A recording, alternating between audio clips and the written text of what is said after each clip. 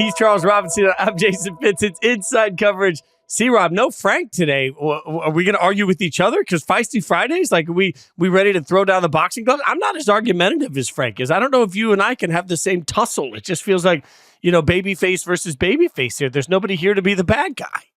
Yeah, I advocated for bringing in the Frank puppet. Didn't get a lot of traction, obviously, in the conversation. I think that's, I'd like nothing more than to dictate everything Frank says and does. So the Frank puppet to me is a brilliant idea. I think we get great ratings. We'll work on the Frank puppet for the Super Bowl. All right, we got a lot to get to. Let's look at front runners for coaching jobs, and let's start with the Saints. Who's the front runner and why? Well, look, I think the Mike McCarthy, to me, once he got cut loose from Dallas, it really remixed the coaching interview matrix, because I think in a place like Chicago, he becomes very, very prominent the second he exits the Dallas Cowboys franchise. Obviously, they had asked to talk to him. Jerry Jones, for whatever reason, and I've had some theories trotted out to me, decided not to let him speak with the Chicago Bears, and that wasn't available to Mike McCarthy until after his contract, with the Cowboys ultimately ended up expiring. But I think the other job prominently, clearly the Saints. He's got time in that organization. He knows general manager Mickey Loomis really well. He knows the family really well. He's someone that I think in his time in the organization as an offensive coordinator under Sean Payton, very, very impressed in terms of the organization, how they looked at him, the things he was able to do there. Remember, Aaron Brooks was the primary quarterback that Mike McCarthy coached for the New Orleans Saints. And it was an era where Aaron Brooks was a guy that moved around in the pocket, had a ton of athleticism. He was somebody that could throw and run. He was in a way sort of ahead of the curve. I mean, he'd fit in right now. He'd be perfect for this era of football. And who knows what his ceiling would be in today's NFL. But Mike McCarthy really turned him into a very high level functioning quarterback for the Saints for a number of years. And they remember that. And they're also sitting there staring at their quarterback position saying, well, look, we still need to get something out of Derek Carr if he's going to be around this offseason for at least one more year, if we're going to retain him. And then we have to start to look at who is going to be the quarterback that we groom moving into the future. And what better coach really to do that than Mike McCarthy, who's obviously had a ton of head coaching experience, obviously knows how to set a culture in place, and now has been through two varied situations with the Green Bay Packers where you don't have an owner, you have a board. He had a somewhat mercurial quarterback in Aaron Rodgers in terms of what their relationship was like in the end. And then he goes to a place like Dallas where it's just a circus. And he's up there like the bear, sitting in the middle of the three rings, just looking around like, okay, I guess I'm here. I'm going to do the best I can in this scenario with this ownership and Jerry Jones doing what he does. I think that's attractive, to the New Orleans Saints, knowing that he's weathered some things and wanting that steadying influence. So I think a lot of people across the league would have put Aaron Glenn with the Saints. But the second that Mike McCarthy became available, when you talk to people in other franchises, everyone pointed at the Saints and said, look, if Chicago can't land him, almost everyone believes that the Saints are ultimately going to be in the Mike McCarthy business when it's over. So I'm trying to figure out who Derek Carr is. And I think it's important here to realize that a quarterback's not the only reason a coach does or doesn't take a job. We've talked a little bit about that. But if you're taking the Saints job, they have the 9th pick in the draft this year. They have, currently as we sit, they have the worst salary cap space going into next year of anybody in the league. It's a rebuild. So they don't have any money. There's a rebuild coming, right? We can agree on that. Right. So, is Derek Carr part of that rebuild for right now, or do you just rip the Band-Aid off? I mean, because Derek Carr's still going to start somewhere next year, right? Derek Carr doesn't suck. He's just not great. Well, look, financially, it's still a situation where to keep him is not necessarily the worst thing for them financially. Just in terms of the cap hit you're ultimately going to absorb. Really, I think the exit for him, it's after next season. So in a way, you're looking at it and you're saying, okay, at the very least, this is a guy who very well could be on this roster. And if he's not going to be on the roster, what else are you doing? As you said, the draft pick is not in a position where you're going to be in the business with at least, I think, the top two quarterbacks. We'll see how the draft ultimately unfolds in terms of the evaluation process. Everyone's going to talk about Cam Ward. Everyone's going to talk about Shedeur Sanders. I think the biggest problem for the Saints, it's not that it looks like a two quarterback draft, and that could expand. As one general manager said to me last week when we were talking, he said, look, I don't think a lot of people thought Bo Nix would be a top 12 pick. I know a lot of people didn't think Michael Penix would be a top 12, let alone a top 8 pick in the NFL draft. We didn't know 6 quarterbacks were going to come off in the first 12 picks. So let's let this play out, even though it looks like a crappy class. Let's see how these guys perform in workouts, and maybe someone like a Jalen Milroe or someone else starts to work themselves up the board as we get closer to April. But still, if you're the Saints, you have so many teams in front of you that have quarterback needs, not only at the 1 and the 2 between the Tennessee Titans and the Cleveland Browns, but you have the New York Giants in front of you. You have the Las Vegas Raiders in front of you. That's 4 teams that prominently everyone knows are going to go out and get some semblance of a quarterback, whether it's a rookie or a veteran who can come in and start immediately. All 4 of them are going to lean into that. That puts the Saints on the outside looking in. So again, that's something that leans into Derek Carr continuing to be on this roster. And again, when you look at McCarthy, look at his history of quarterbacks. He's worked with a number of different guys who are at a number of different stages in their career. He helped Dak Prescott go from what I thought was a mid-level good quarterback, got him into the MVP conversation, played a very, very large part in that development. You go back to his time with the Green Bay Packers, and he dealt with not only Brett Favre and Aaron Rodgers, but you have a guy like Matt Hasselbeck who will tell you today, hey, I was a backup in the organization and Mike made me better. And I wasn't even a starter under Mike McCarthy. You go back prior to that, he had a dud with Alex Smith for 1 year, in Alex Smith's rookie season. But talk to Alex Smith now. He doesn't hold that against Mike McCarthy. There were broad failures across the organization. You go back even further, the Kansas City Chiefs. And it was like everybody who basically picked up a ball with the Kansas City Chiefs. Joe Montana, Elvis Gerbach, Rich Gannon, Steve Bono. It was just one guy after another in that organization. Mike was able to influence. And then he wasn't even the OC. He was a quality control guy and a quarterback's coach. So I think he can work with Derek Carr. That's the point. And if it is a rebuild, when you get past that, Mike is someone who's had his hands around retooling of franchises before. All right, so let's move on to the Jets job. We've mentioned a bunch of these jobs that are out there. The Jets, another interesting one, trying to figure out I don't even know what the hell the roster is going to look like next year. Right, like, so, nobody does. That's what's so tricky about this. See, Rob is like, okay, it's the Jets job, but the Jets we see today, if you're out there playing Madden right now, you might as well throw that away because the roster is going to look wildly different next year. So who is it and why? Well, who's the general manager is a big question with the Jets too, right? We don't know that. And the general manager and the head coach are going to impress upon, Aaron Rodgers, whether or not there are going to be changes. Rodgers has come out and said, look, am I going to be around with the Jets? It all depends on who's the next head coach and who's the next general manager. You could get a tandem that come in and go, look, we're looking across the landscape of quarterbacks. We really don't see a better option than Aaron Rodgers. We would like a bridge quarterback. So do we go get a bridge quarterback, or we just keep the bridge quarterback that we have right now in Aaron Rodgers? And he comes back and he ultimately plays in 2025, as he's said he's interested in doing. So I think for a head coach there, everyone, especially when Mike McCarthy became free and a lot of people start to look at New Orleans and the pre-existing relationship there, Aaron Glenn also has a pre-existing relationship in New Orleans, but he played in New York for the Jets. I think he's someone who brings a lot to the table as a leader and a defensive coordinator. I think, I don't want to say I would guarantee that he's at the very top of that list. The one thing that gives me a little bit of reticence is that Woody Johnson and Robert Saleh did not connect. And I think one of the things about Robert Saleh that really drove Woody Johnson crazy was that he didn't think he was a great tactician. He thought he was overrated as a motivator. And those are things that are strong for Aaron Glenn. I think people really like what he's been able to do as a tactician for the defensive coordinator of the Detroit Lions.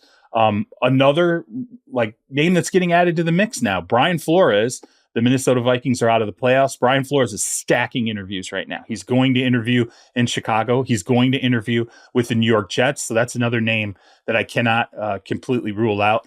But, look, I foolishly on social media decided, hey, let me kind of sit down and put a thumbnail together and call my shot early, which is always stupid early on in the in the coaching carousel. But I put Aaron Glenn in with the New York Jets because I think he is a culture fit in terms of the defensive players that they have. I think he can hit the ground running with the strength of the team immediately. And as he said himself, I'm more than just a defensive coach. I'm a coach. I'm a leader. I think when you talk to players in Detroit, that definitely resonates. And I do think he would be a fit in New York.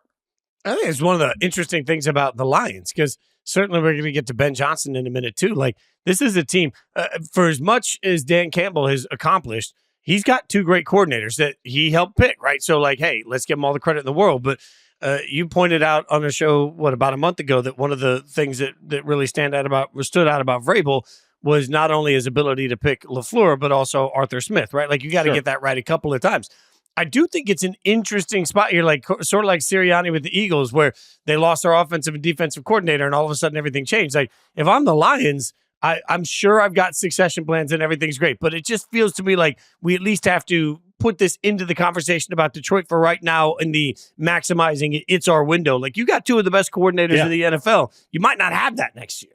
Yeah. Oh, there's no question. I mean, they could definitely have two monster holes in their coaching staff. And what's really interesting, though, is because of how Detroit's built, feasibly both of those coordinators could come back in 2025 and actually have even better seasons. It's hard for Ben Johnson to imagine him having a better season with the Detroit Lions. But the reality is all their key guys are back. And if they're all healthy, and let's say Jamison Williams takes another step forward, Sam Laporta continues to take another step forward, I would think Tim Patrick as like the number 4 who can catch passes and be a very active option on that offense, can take a step forward. We're going to talk about Christian Mahogany as a right guard who's going to get a start in place of Kevin Zeitler. They feel really good about Christian Mahogany. I think that's a 24-year-old right guard that could end up being their starting right guard next year. And so there's the ability, I think, for Detroit offensively to have all those pieces back together, have the continuity, have health. And if the players, particularly the young players, and there are plenty of them on that offense, get better, that offense should get better. Defensively, it's crazy. I mean, they could think of all the guys that you can ultimately return next season, not only from Aiden Hutchinson, Aleem McNeil,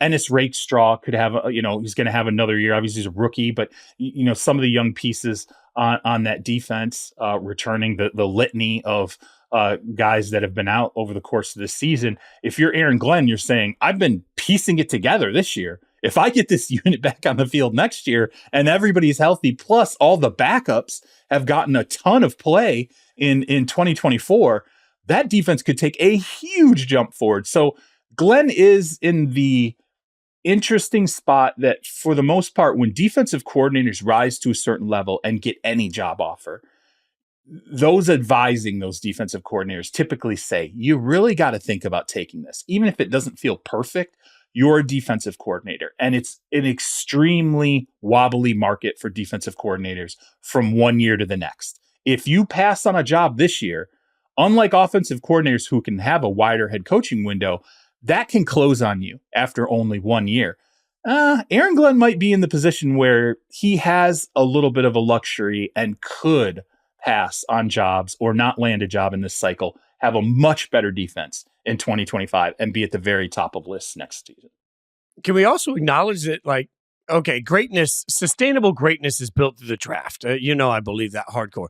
I mean, the Lions have drafted so stinking well. Like, I just looked it up. They have the 8th most cap space going into next year. Like, they can spend money on whoever they want. Why do they have such a good team with the 8th most draft space? Because they're just killing it in the draft. Their top picks have done so well over the course of the last 3 years. You got to step back and just say, okay. And by the way, Jared Goff just turned 30. So, it feels like Jared Goff has been in the league for 20 years. He hasn't. He just turned 30. They got another 6-7 years of this, before. That's the crazy thing to me, is that the Lions are really at the beginning of a window that could turn into absolute dominance. And the fact that We're talking about him today and what they're going to do this weekend with an injury, with the defensive side of the ball that's been decimated by injuries. It just hasn't slowed him down. The Lions are truly a juggernaut now. There's no other way to say that.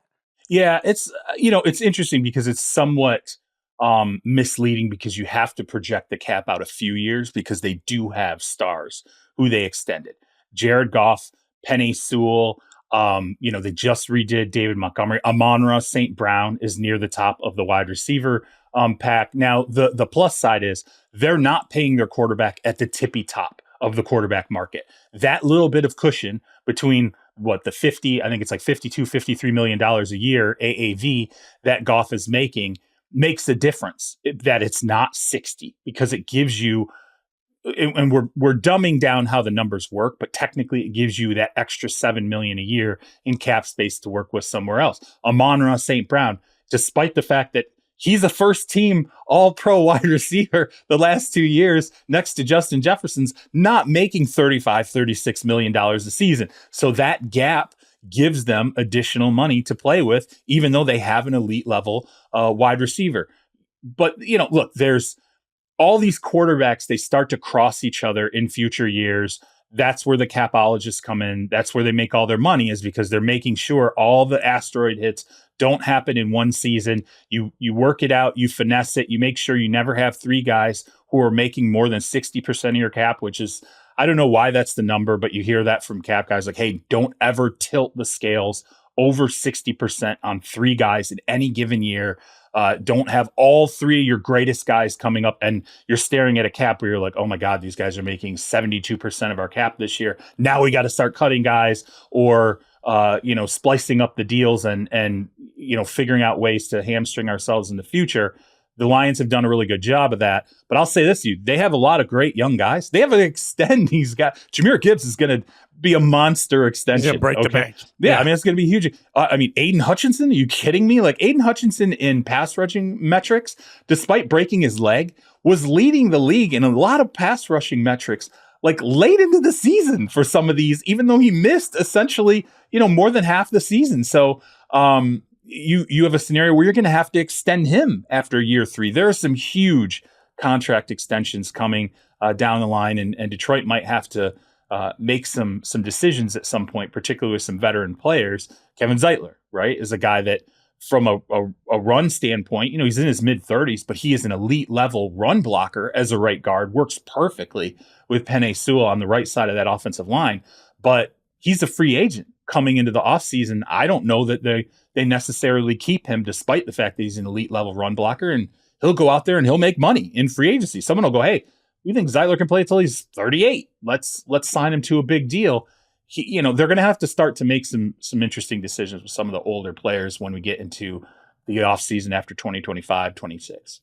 But I love, as you've referenced before, the Lions structure their front office where they've got a whole group that's taking care of the salary cap. They're not putting that on there. So it's like, hey, here's the total money. I'll leave it to you guys to figure out how we're going to finagle that. They're absolutely the Detroit Lions are putting on a clinic in competency at this point. Like, really, I can't believe I'm saying that. Like, it just shows you how it can turn around. And it's stunning when you look at those numbers. Real quick, Fitz, I want to bring up one thing that was interesting to me because it happened today on NFL Network, Good Morning Football. They had Max Crosby on, right? And Max Crosby's a Michigan guy. He grew up a Lions fan, grew up a Pistons fan, Red Wings fan, Tigers fan.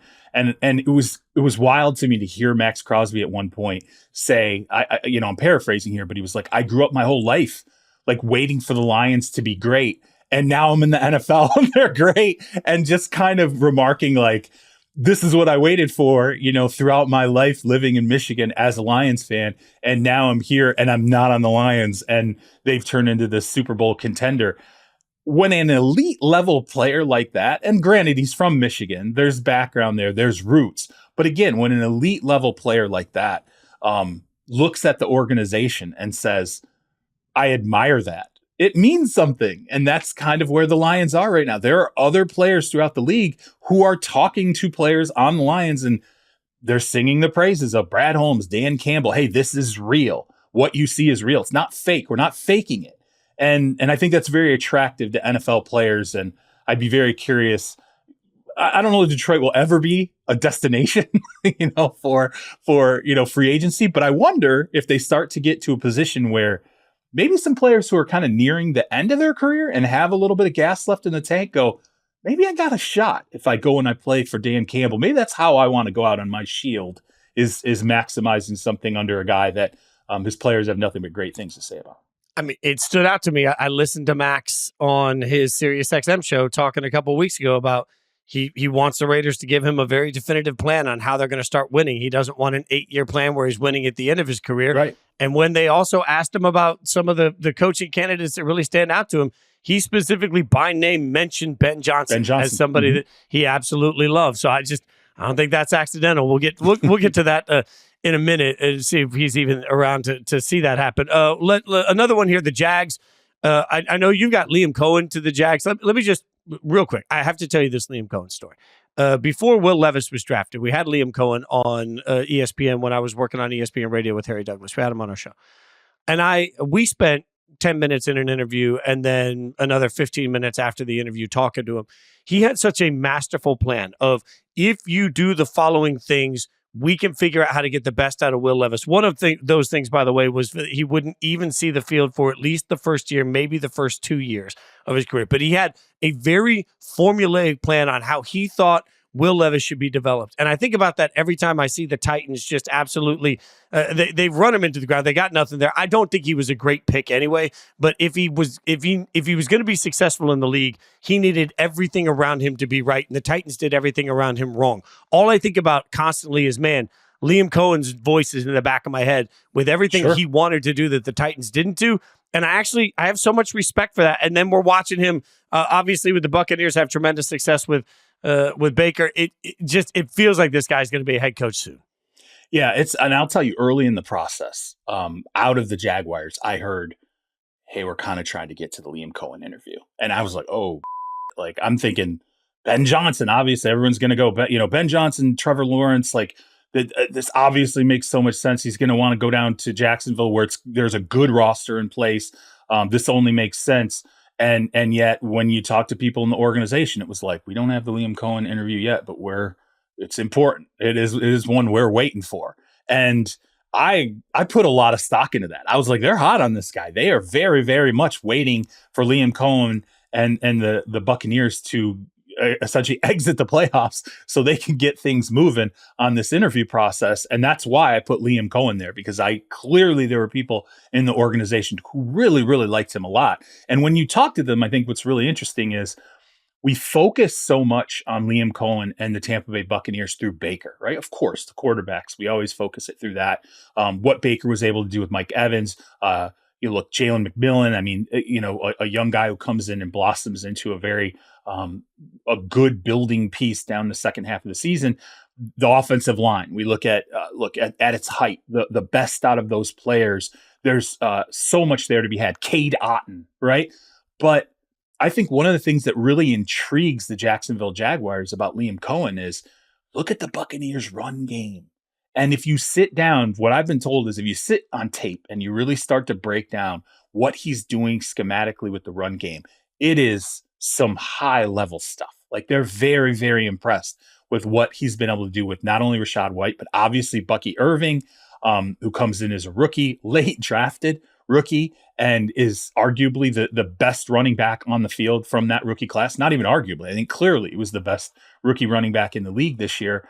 I think that's something that is very attractive to the Jacksonville Jaguars, because I think they know, look, if we can get Travis Ettienne back to this level he was at previously, plus on top of that, we've seen Tank Bigsby be able to be this physical runner who really helps us establish some dominance on offense.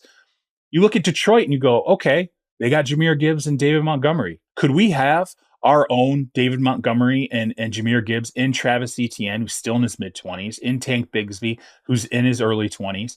Could we have that kind of dynamic? And who is the guy who's most capable of putting that out there, if not Ben Johnson? It's Liam Coen when you go and you look at what he was able to do with the Tampa Bay Buccaneers run game. So I think that's very, very attractive. And I think Liam Coen was not a name that I think a ton of people really had as like a hot candidate out there, but I think that's different inside Jacksonville. I think he was hot from the start. I'll also remind everybody, again, I love these age numbers because we get it twisted sometimes. Trevor Lawrence is 25. Jaden Daniels is 24. Like, you want to talk about if you can unlock what Trevor Lawrence was supposed to be, and I believe Liam Coen is the type of coach that can absolutely do that. If you can unlock the best of Trevor Lawrence, you should still have a quality 10 to 12 years with a starting quarterback that can be franchise worthy for you. So, like, I'm not willing to jump off the Trevor Lawrence hype train simply because we've seen how good Trevor Lawrence can be. It just hasn't come together. So I actually love Liam Coen to the Jags. We haven't gotten to the Cowboys or the Raiders, two of the most popular ones. We'll take a quick break. We'll get to that. Plus, we'll get to a little bit of quarterback talk next. Introducing Daily Draw, the latest free-to-play game from Yahoo Sports. Daily Draw gives you a pack of 6 prediction cards every day based on the day's biggest sporting event. Download or update the Yahoo Sports app on the Apple App Store or Google Play and join the action with Daily Draw today. We did the wrong thing here, C-Rob. Like the students of the game would tell us we should have started with the Cowboys because that's what everybody's yelling and screaming about. We'll get to my beloved Raiders in a second because I want some time on that, my friend. But let's talk Cowboys for a second. Let me start here. What do you make of Shedeur to the Cowboys and the entire conversation around it? I will give you the floor. It's not happening. Stop talking about it. We don't need to talk about was Jerry want Shedeur? Does Deion want Shedeur? The cap will not allow Shedeur to happen to the Dallas Cowboys. Stop talking about this. It's not real. If you continue to talk about it, you don't know anything about how the NFL works from an economic standpoint. I just want to say this. You got to stop talking about this because the economics of the NFL do not allow this. If you don't understand how the salary cap works, that's causing you to be a person who thinks that Shedeur Sanders is potentially in play in Dallas. He's not. The cap will not allow it to happen. And if you think the Dallas Cowboys are going to trade a bunch of assets to move up and get Shedeur just to sit him behind Dak Prescott until the cap eventually lets you get rid of Dak Prescott, which isn't going to be until 2 years, 3 years at the earliest, you are stupid. Stop talking about this. Shedeur Sanders is not going to be a Dallas Cowboy.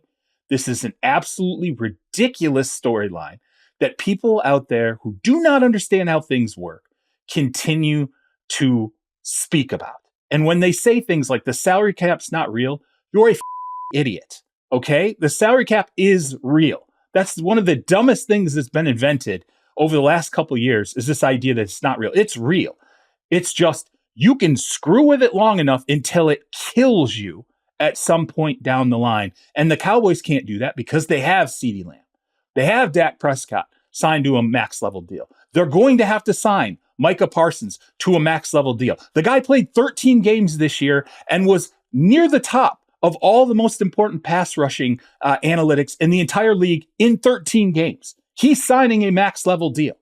You cannot then go get a quarterback who's not going to play for you, who you have to give up assets to go get him, and then add him to the roster, and then sit your $60 million a year quarterback behind him. It's stupid, okay? So stop with the Shedeur stuff. If you want to talk about Deion, we can do that. But the Shedeur thing is literally the dumbest thing that people continue to talk about, and it's absolutely driving me crazy. And by the way, I think by taking the Shedeur thing out at its knees, part of what I'm trying to do here is get rid of one of the foundational building blocks that people want to use to connect Deion to the Cowboys job. I will remind the world, the Cowboys are in a situation where they are going to, like you just mentioned, they're going to have to pay Parsons. They've already paid, right? They are in a situation where they've allocated money. That means the most important thing that the Cowboys have to do right now, if they want to be as successful long-term as the Lions are, is draft incredibly well and not give up assets. Like, if there's any team in the league that shouldn't be trading draft picks to move up, it's the Cowboys, because they can't afford to lose the cheap labor that comes with draft picks. They need to stay where they are or trade down, and they need to maximize guys at a better price. Fitz, I did a piece on Mike McCarthy leaving the Cowboys. People hated it. Cowboys fans hated it because I said, hey, you know what? when it all kind of laid out here, and Mike McCarthy took the high road when Jerry kind of screwed him and his staff by saying, hey, you know what? I'm going to hang on to you right through the expiration, which is going to not allow you to interview with other teams. But, oh, shoot, also not going to allow me to go out and interview some guys that I would try to get in under the wire before the bye week, passes. And now I can't get to anybody in terms of these teams that go to the Super Bowl. I wrote this piece about Mike being like, hey, his last win in Dallas was getting out.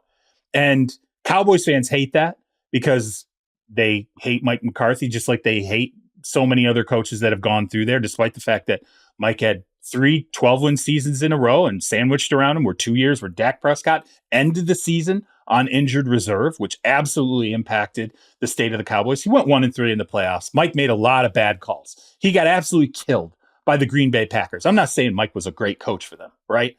But Mike at least gave them some real breathability when it came to, hey, actually having a Super Bowl window and it being there for the taking. He just didn't exercise it, which is what keeps him from being a great coach in Dallas. You're good. You got him there, but you just never really took him that extra step. I get that. But you know what he departs from Dallas? I'll tell you what he departs.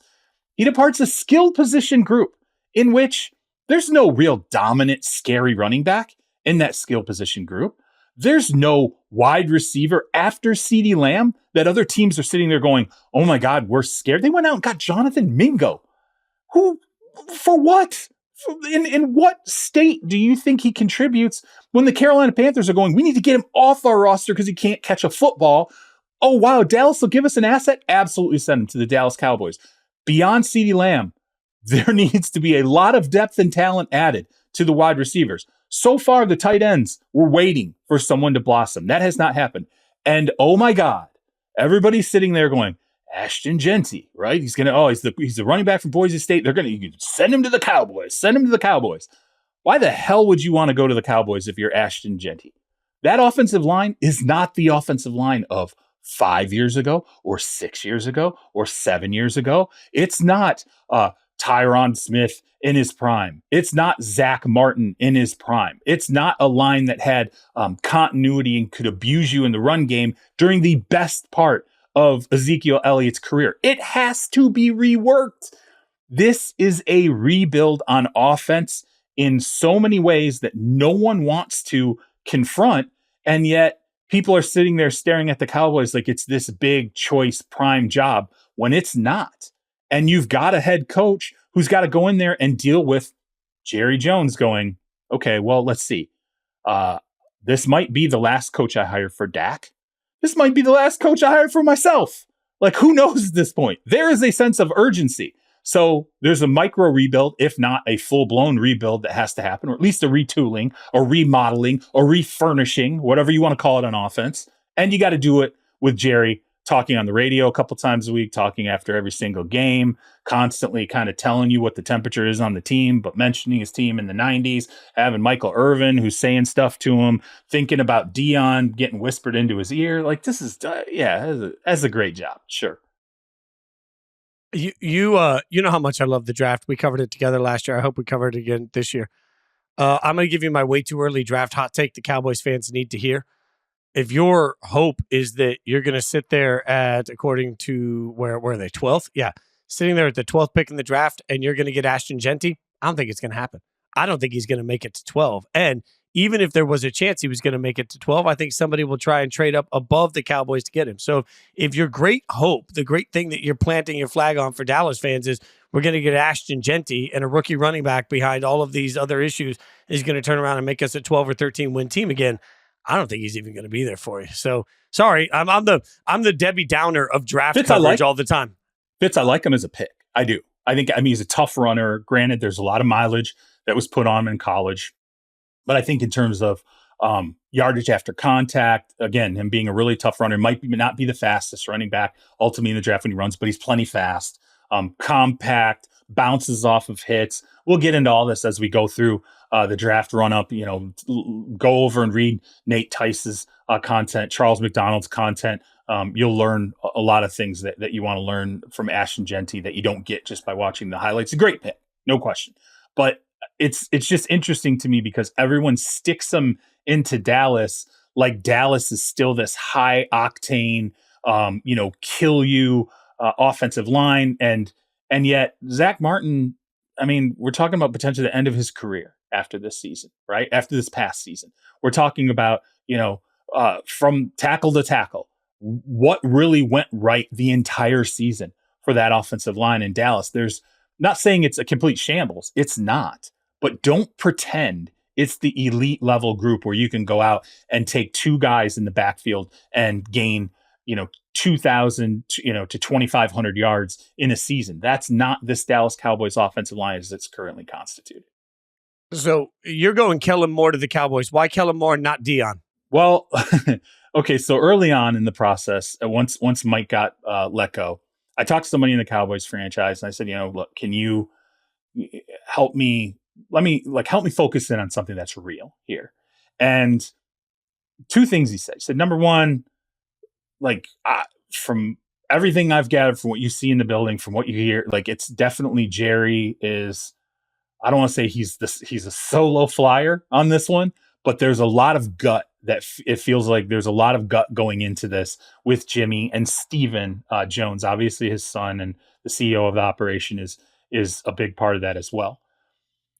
Kellen Moore, Steven Jones is a huge fan of Kellen Moore, has been for a long time, has believed in the ability of Kellen Moore being a head coach going back years and years and years, right? Jerry Jones, big believer in Kellen Moore, also was telling people years ago, Kellen Moore is going to be a head coach in the NFL at some point. I think when Mike McCarthy and Kellen Moore went their opposite ways a couple of years ago, it was an amicable split because the rep in the camp of Mike McCarthy at the time, Trace Armstrong, who repped both Mike McCarthy and Kellen Moore, was able to essentially separate these two guys without it becoming a mess. It was clear Mike McCarthy wanted his own offensive coordinator. He wanted someone back there that he trusted when it came to collaborating, play calling, scheming, all these different things. He inherited Kellen Moore.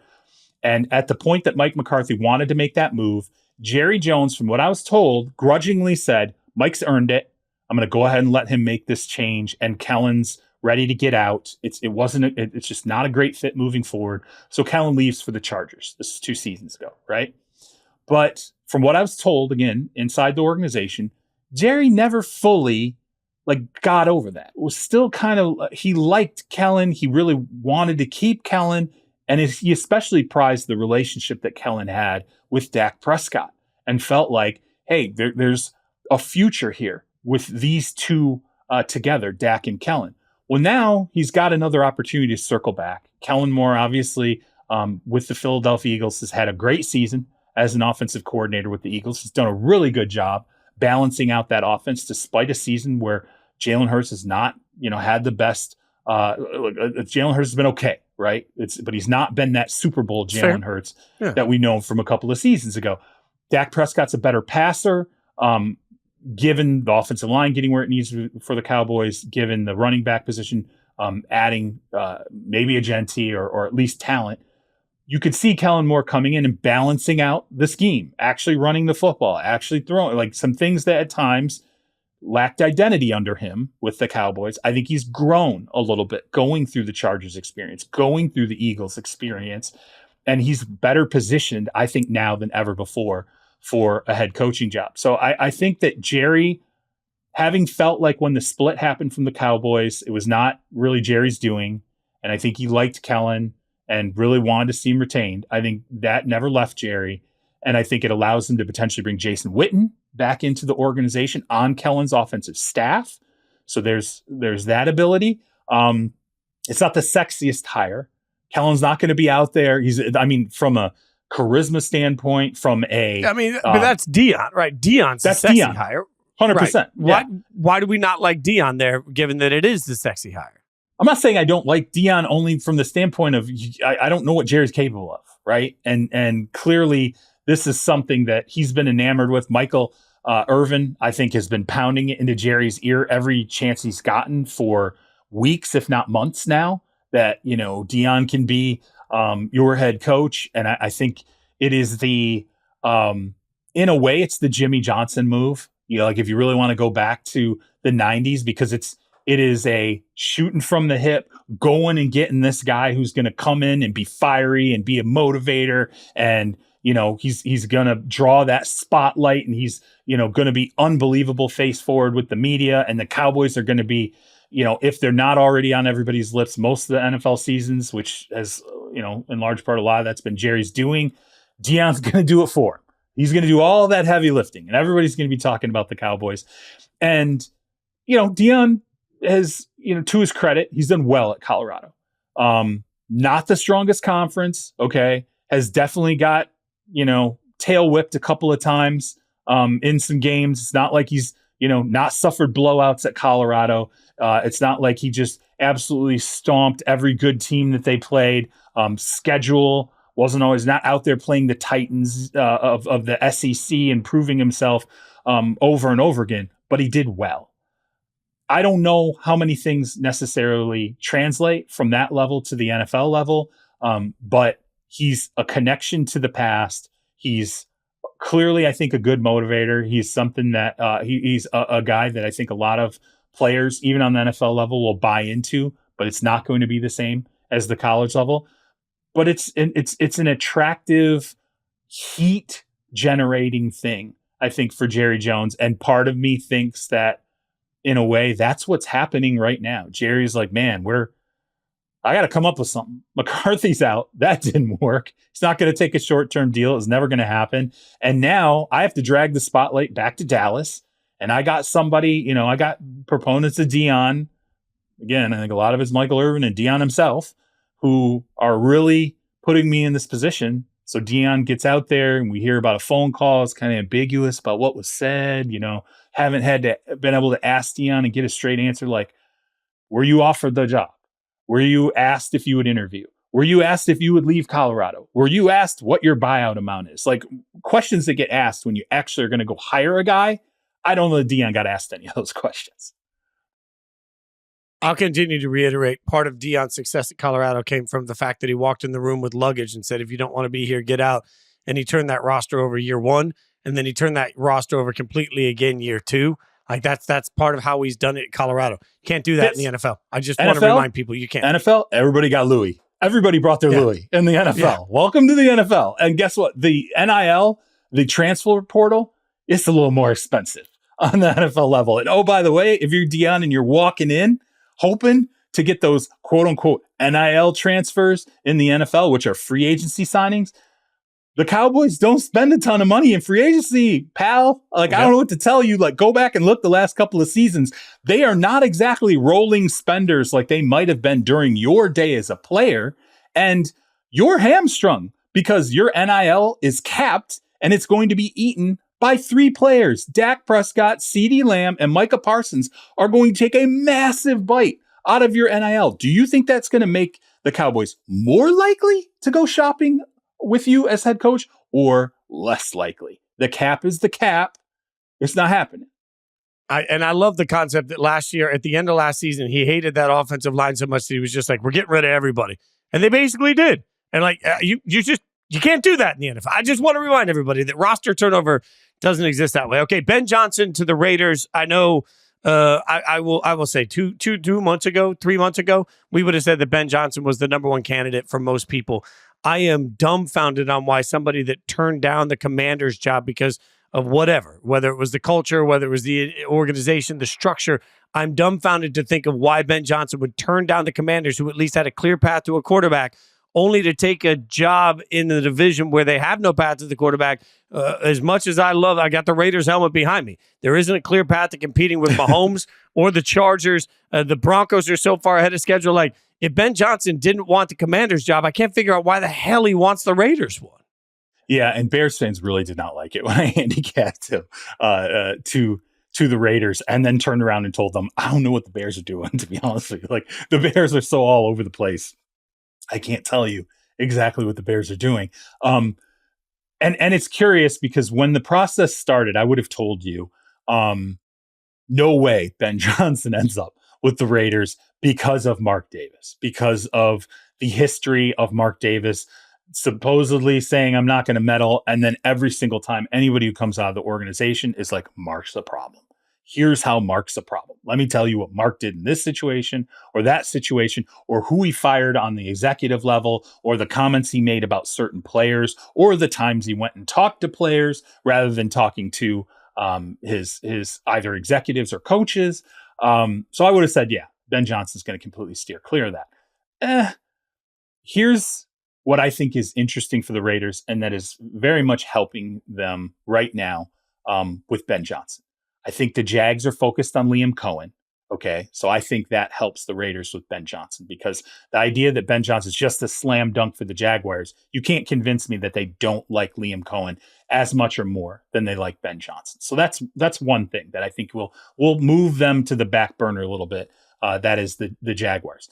Then you have the Bears. And I think what hurts the Bears a little bit with Ben Johnson is he doesn't get to go in with a general manager that he can weigh in on the general manager who comes through the door. He can with the Raiders. He's got the ability to lean and say, okay, this is who's under consideration. This is who I like. This is who I feel like I could really work with. I'm coming from Detroit, where our coach and general manager work together extremely well. And I want that type of bond with my general manager. The Raiders don't have a GM. So if Ben Johnson says, I will come, here's my list of GM candidates that I want to work with, the Raiders are going to lean into that. The Bears can't. They have Ryan Poles. He's not going anywhere. And then again, as we've talked about repeatedly, Kevin Warren's position in the front office, in the executive layer, is something that other NFL teams warn candidates about. Don't go into a house where the house is not in order, or some people on, the higher levels of the brain trust may or may not be getting along very well, or are answering to ownership in different ways, or one of them became the other one's boss unexpectedly during the course of events inside that franchise. That's the Bears with Kevin Warren and Ryan Poles, and Ben Johnson's not going in there and naming his general manager, and I would think that is a problem. Now, is Caleb a plus? Yes, he's a plus for Ben Johnson there. I think Ben Johnson absolutely thinks he could work with him, work with the talent. The skill position players, I do think there would be some fine tuning. The running back situation, some fine tuning. The offensive line's a problem. There's going to have to be a ton of work put into that offensive line. But overall, I think he looks at that roster and he knows that the talent is there. The Raiders, a little bit different. Not so great, but Brock Bowers is a dynamic tight end and a piece that could be one of these guys that in the next 5 or 6 years, we're sitting there staring at Brock Bowers and going, he's just different than every other offensive weapon in the NFL. We can't really call him a tight end. He's just a threat. That should be his position. Brock Bowers, threat. That is attractive to Ben Johnson, right? And again, I think having that general manager in place is a really big deal, because it allows him to know there's someone who's going to go and get the guys who I want for the culture, who can fit my scheme, who can fit the age demographic that I'm looking for, the analytics end of it. That's what he sees in Detroit. That's what he prizes. And I think that's what keeps the Raiders, at least in my mind, near the top. And Tom Brady is pitching the living hell out of him. Tom Brady, you talk to anyone that's spent time with Brady in the last 10, 15 years, overlapping with the Patriots organization. A lot of people know Tom from the Patriots. A lot of people have stayed close to Tom over the years, who were in that Patriots organization, particularly ex-executives and ex-Patriots executives. And they will tell you, like, Tom likes Ben and believes in Ben. And that is definitely one guy that I think Tom really is very interesting when it comes to that equation, Ben Johnson making a decision. What I know is if the Raiders hire Ben Johnson, I'll grab the confetti and throw a little parade in the house. I love the hire every possible way. Okay, that's from coaches. Let's get to quarterbacks. We'll take a quick break, figure out what the future of Sam Darnold looks like. Okay, so let's get a little bit of common sense rolling here. Sam Darnold played like dog doo-doo. Jory says I can't make poop jokes on the show, so I don't know if that counts. I don't know where we are, but good call. Make her an executive producer on the show. It seems a little limiting. I mean, you're holding back my style here. I can't make poop jokes. But Sam Darnold, he played like trash, obviously, and the season is over for the Vikings. I still think the Vikings franchise, and C-Rob, tell me I'm wrong, But like you won 14 games with him. You need an insurance plan in case JJ's not all that. Your franchise. Oh, he's giving me the nod. What do we? You don't like the franchise? I think it's less likely now. I really do. After watching Kevin O'Connell's press conference this week, Kwesi Adofo-Mensah's press conference, the general manager and head coach, obviously. After watching their press conferences, I think they had an opportunity to go, we're not just going to judge Sam in these 2 games. You know, we've said before, there's no other shoe dropping.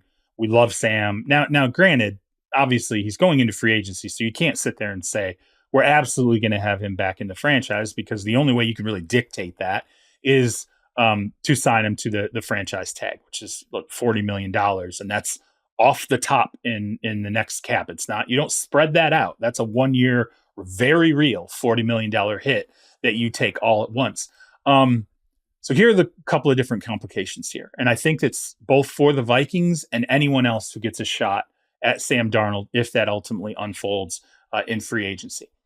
Sam Darnold's last 2 games, when if you're talking to people inside the Vikings and you're asking them if there's concern, the concern is he lost the last 2 games not really in the exact same way. Because when they looked at the Vikings game against the Lions, yes, he was pressured. Yes, there were a lot of things going on, but he had opportunities. That's the problem. There were opportunities there. He was not completely overwhelmed. He just didn't throw good balls. He missed guys. His ball location looked poor. And that's a concern, because it's one thing if the Lions just completely overwhelmed you and there was nothing there. You're sitting there and you're looking out and you're saying, I just didn't have chances. There wasn't separation. No, there was. There were times where Sam Darnold absolutely had touchdowns on the table for him, and he either didn't see it and missed it completely, or he just threw poor passes.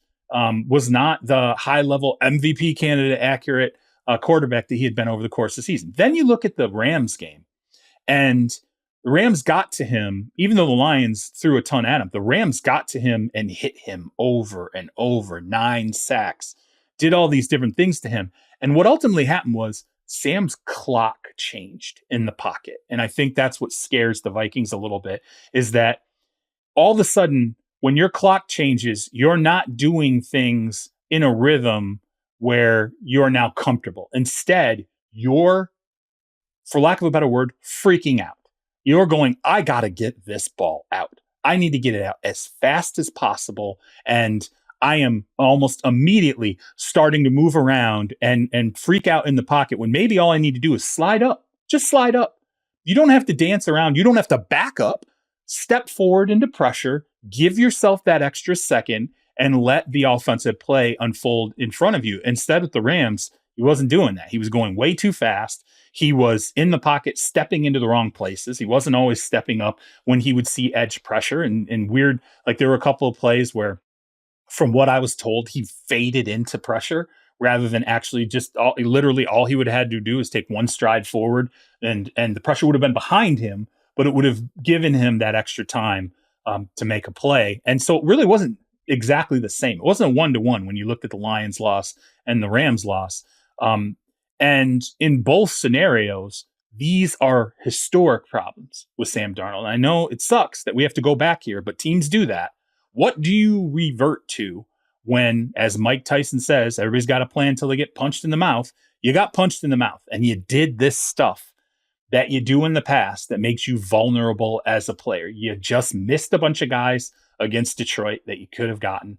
And then against the Rams, you panicked. And I don't want to see the whole, go back to the whole Jets. I'm seeing ghosts, Sam Darnold. But a little bit of that, right? So those things once again cropped up. And it means for the Vikings and any other suitors of Sam Darnold, what you now know, we got to have a really good line in front of this guy. We got to protect this guy. We got to make this guy feel safe.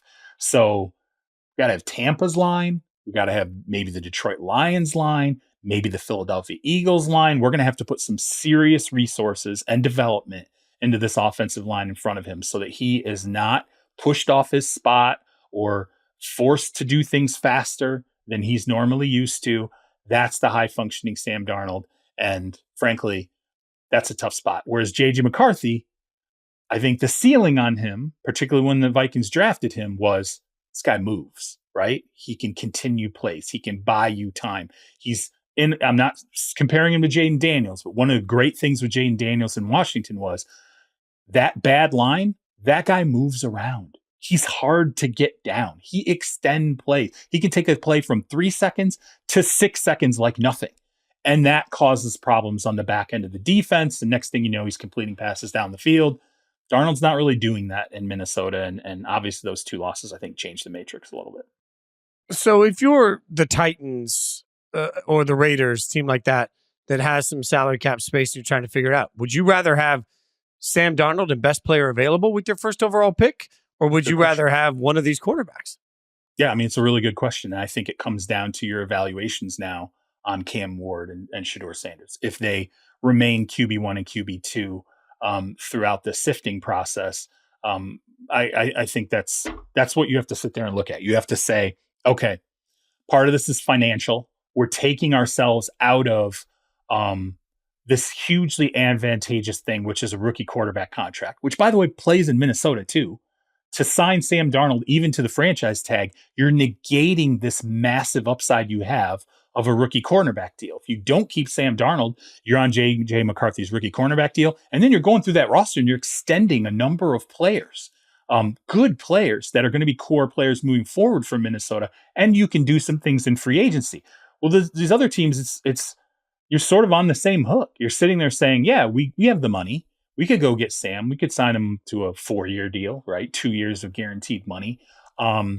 We could give him the Baker Mayfield deal and then use our draft picks for other things. But you're now you can't take advantage of a rookie quarterback deal, which leaves you a ton of money on the table to continue to build around that rookie quarterback.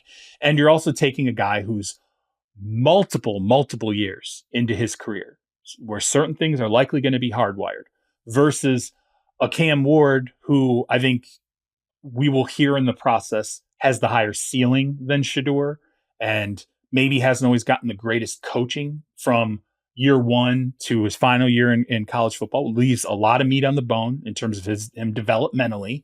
Some coaches will really like that. They'll say, hey, he hasn't always had SEC level coaching, right? It hasn't always been the tippy top of development for him. That's great. Shedeur, you're saying, okay, the ceiling isn't as high, but the floor isn't as low. Completes a ton of passes. If we can just convince him that it's okay to throw the ball away and have a 68% completion percentage versus like a 72 or 73% completion percentage, that's very advantageous.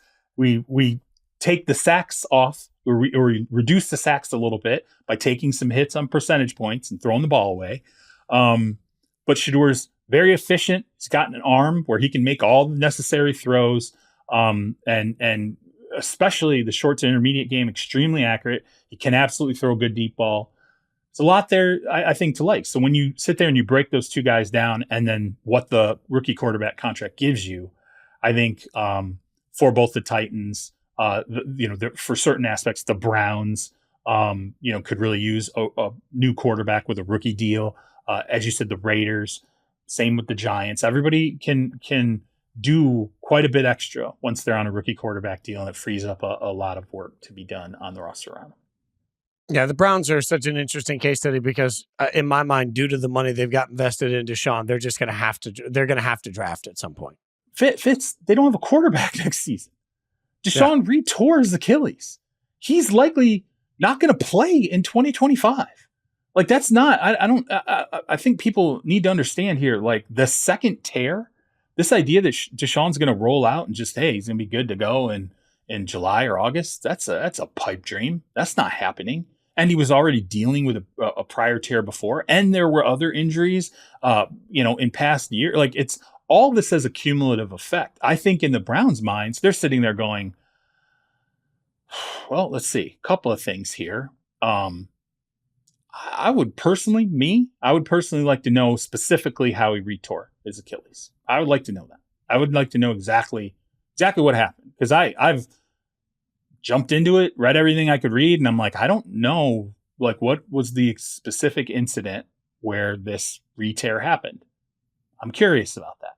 And then number two, knowing that he's going to miss a vast majority or a significant portion of the 2025 season, you got to have a quarterback ready to go right now. Well, what are your options? You don't have money. There's not a lot of cap money there. You're sitting at 2, and you could have a viable quarterback on the board.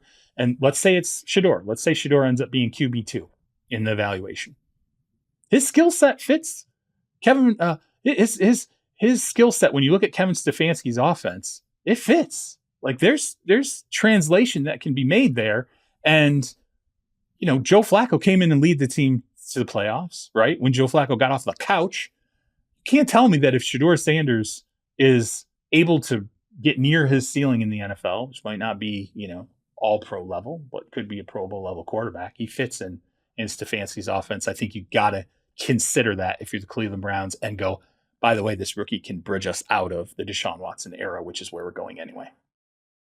Yeah, at this point, by the way, it should be noted, even if the Browns tried to figure out if they could get out of the Deshaun Watson contract for cause, basically saying he did this to himself with the Achilles injury by not following the rules, that would save them in actual money, but it doesn't change their cap situation for everybody that's trying to figure this out. Yeah. It's not people. Okay, so let's say that's a thing, right? And we don't know that, but let's say for some reason, in the coming weeks or months, we find out Deshaun Watson, this Achilles tear it happened in a way where there's an ability for the Browns to somehow claw back money or withhold money or whatever, right? You don't get immediate cap relief. That doesn't happen. That's not how it works. Now, we just, NFL says, okay, well, you don't have to, now you don't have that salary cap allotment this off season, and you suddenly are freed up. No. And even if that were the case, let's say it was a situation where the team felt like, hey, some money got voided here in this re-injury of the Achilles. This is going to be a long process. There are going to be a lot of lawyers.